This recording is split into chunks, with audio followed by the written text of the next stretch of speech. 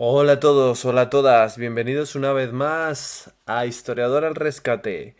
En el día de hoy vamos a hablar sobre la Unión Europea y su organización política, y para ello hay que remontarnos hacia su historia, hacia la fundación de la Unión Europea, y lo vamos a ir desgranando paso a paso. Esta vez el vídeo os remito directamente a la página web de la Unión Europea, que tiene una página web donde explican su historia de una manera muy pormenorizada y muy sencilla. Bueno, fundamentalmente hay que remontarnos directamente al fin de la Segunda Guerra Mundial. Bueno, todos estos nombres de estas personas son los llamados pioneros que ayudaron a la fundación de sentar en Europa un proyecto político y económico común. Sobre todo, nos vamos tras la Segunda Guerra Mundial, acabada en 1945, provoca una destrucción total de lo que viene siendo Europa. Ya empieza a surgir la idea de colaborar, sobre todo a nivel económico, entre los países. ¿Con qué objetivo? Pues con el objetivo mayor de poder evitar un conflicto en un futuro. De tal manera que, como bien podéis leer, en los años 50 se crea la llamada Comunidad Económica Europea, ¿vale? En concreto en 1957. Antes había surgido la llamada CECA, que es la Comunidad Europea del Carbón y del Acero. Bien, los primeros países que van a colaborar en la fundación de la Comunidad Económica Europea en el 57 son seis, en concreto Alemania occidental, ¿vale? Porque Alemania se divide en dos partes, occidental y oriental, tras la Segunda Guerra Mundial, una zona controlada por las potencias aliadas y otra pues controlada por la URSS.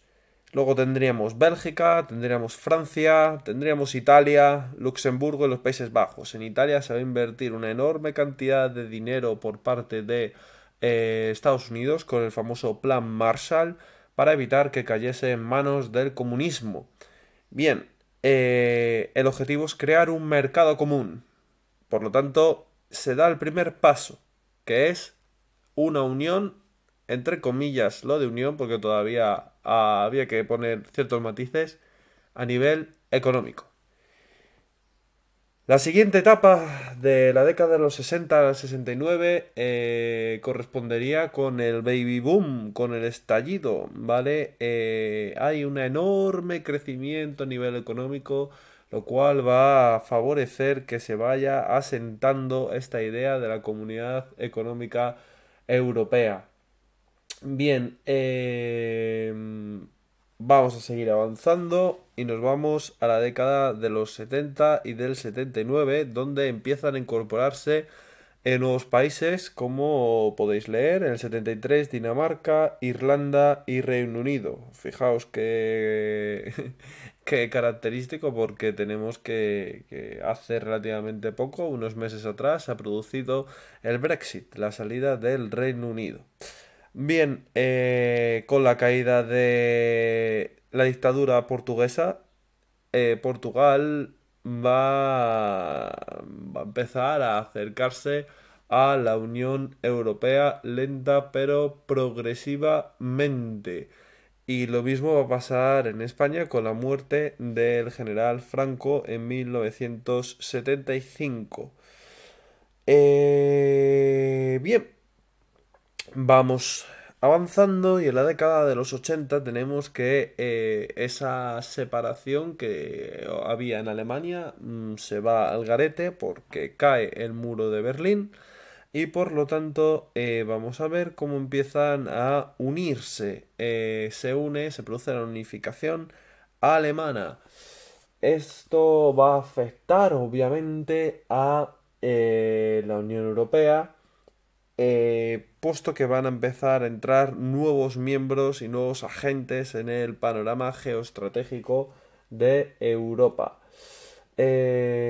Fijaos, en concreto, en 1981 va a entrar Grecia y en 1986 entra España y Portugal, ambas en estos momentos declaradas como democracias.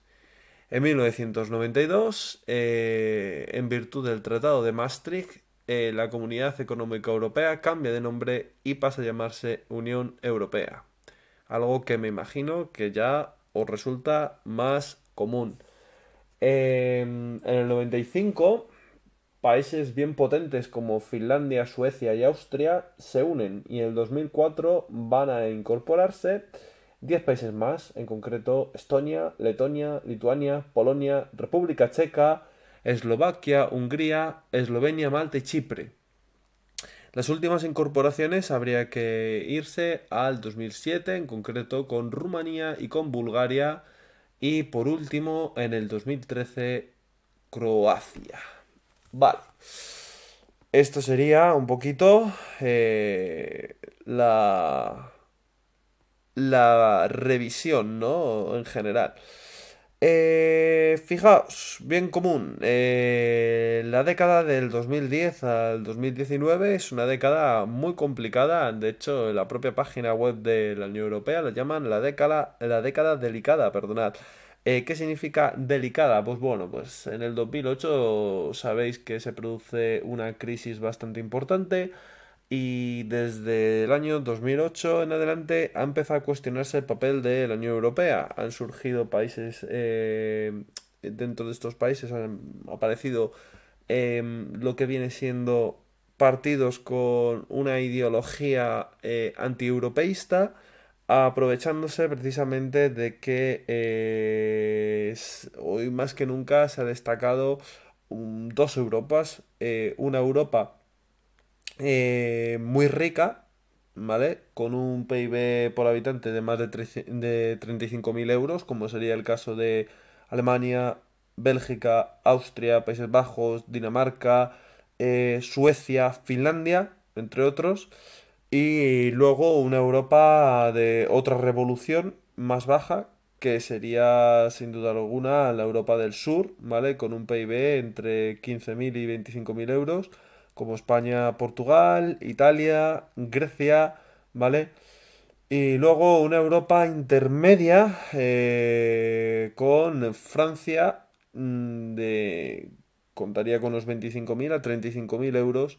Luego una Europa muy, muy pobre, en la cual habría que mencionar a Bulgaria, Rumanía, Croacia, Hungría, República Checa, Eslovaquia, Polonia, aunque Polonia está creciendo en la actualidad, Lituania, Letonia y Estonia. Bien, ¿qué podemos dilucidar de todo esto? Pues bueno, pues que ha comenzado a extenderse el euroescepticismo debido a que a veces los países ricos no han sabido cómo gestionar de una manera correcta las ayudas a los países pobres tras la crisis financiera del 2008, la cual todavía pues, se están haciendo oír o se pueden hacer oír las consecuencias, ¿no? de la susodicha crisis. Y bueno, en la década actual, del 2020-2029, es el futuro, no podemos saber el futuro, ¿no? Pero pues pinta una situación, bueno, pues tenemos dos vías. A mí me gusta ser muy optimista, mis alumnos ya lo saben, incluso un soñador, y creo que es necesario. Que la vida ya se encarga de darte desgracias, como dicen mis padres.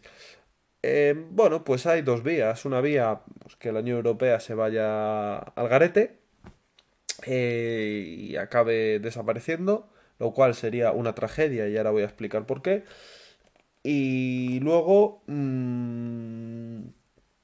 otra posibilidad y es que los países del norte consigan ponerse desde el punto de vista de los países del sur e intentar llegar a acuerdos económicos de una manera solidaria entre los Estados miembros para avanzar y atajar todos de una manera u otra la crisis que va a suponer la pandemia a nivel mundial. ¿Razones para ser optimista? Bueno, a ver, yo creo que la Unión Europea en general ha supuesto un gran avance en Europa. Somos de las pocas generaciones actualmente que han vivido en una Europa de paz, entre comillas. No hay que olvidar que Ucrania, a pesar de no estar en la Unión Europea, pero sí es parte geográficamente hablando de Europa, pues vive en una guerra encubierta con Rusia en la cual muere gente y es un drama humano que hay que atajar. Pero ¿por qué digo que ha supuesto un avance? Pues por la paz, principalmente, después porque ha ayudado a resolver ciertos desequilibrios económicos y sociales entre los principales países miembros. No hay que olvidar el Fondo Social Europeo, el Fondo de Cohesión, el Fondo Europeo de Desarrollo Regional, del cual se ha beneficiado fundamentalmente España para crecer como país. Entonces, yo creo que ya estas dos razones son muy importantes. Y creo además que a nivel económico, Europa unida es una zona muy, muy potente. Por lo tanto, creo que a ningún país, a ningún Estado miembro le interesa que caiga la Unión Europea de forma estrepitosa, porque supondría la ruina económica de muchos países. Esperemos que no sea el caso, de verdad, y que aprendamos todos, como ciudadanos europeos, a valorar eh, qué es lo que tenemos entre manos y la importancia del mismo. ¿Motivos para ser críticos con la Unión Europea? Los hay. Se ha perdido un poco el rumbo, ¿no? Se ha olvidado ese concepto de solidaridad de la Unión Europea, que fue un poco con el objetivo con el que nació. Y bueno, se ve claramente donde hay una Europa que es liderada por Alemania, una Alemania muy rica, muy potente, y esto se empieza a surgir fuertes críticas, sobre todo en los países del sur de Europa. También, bueno, pues no hay que olvidar la crisis de los refugiados de Siria, los cuales, pues obviamente son miles de personas que huyen de una guerra atroz que está devorando su país y que quieren simplemente vivir en paz y que hay que ayudarles, en mi opinión. Y por parte de Europa no se ha sabido atajar muy bien.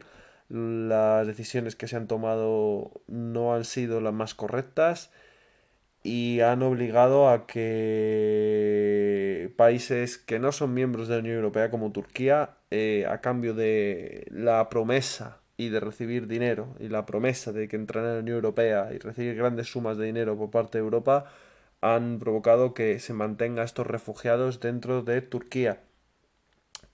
También las crisis migratorias suponen una amenaza para los Estados miembros del sur, que se genere también un sentimiento de desigualdad y de impotencia, y que tampoco hay que olvidar que otro desafío al que se enfrenta la Unión Europea es la amenaza del terrorismo.